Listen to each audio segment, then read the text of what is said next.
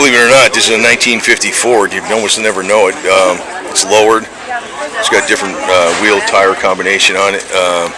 Aftermarket interior. The whole thing has been changed, man.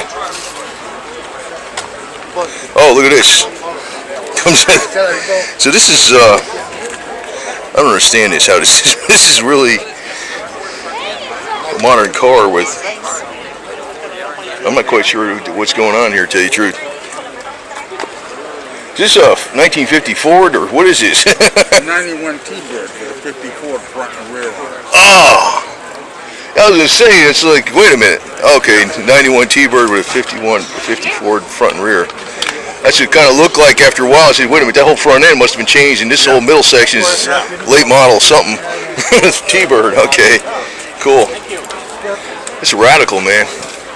These corporate people had some yo-yo balls or whatever, cojones. They would sell these like crazy. Yeah, I know, they would. They would. They're freaking yo-yos, man. That's when they had the DeLorean guy. He probably got in trouble because they probably set him up too. Who the hell knows, man? Bumpers are 99 Dodge Dakota. Oh.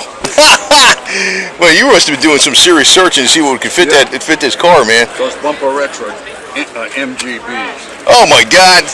Yeah. The wheels are Chevy Caprice. Ah, holy. Yeah, I noticed the wheels are bigger. I was like, they're big wheels, man. Ah, man, that's custom serious all the way.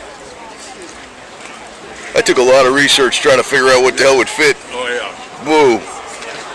You know, it's like if somebody tells you what it is ahead of time, yeah, no problem. But when you're trying to go from blank seat, oh my God. It's beauty, man.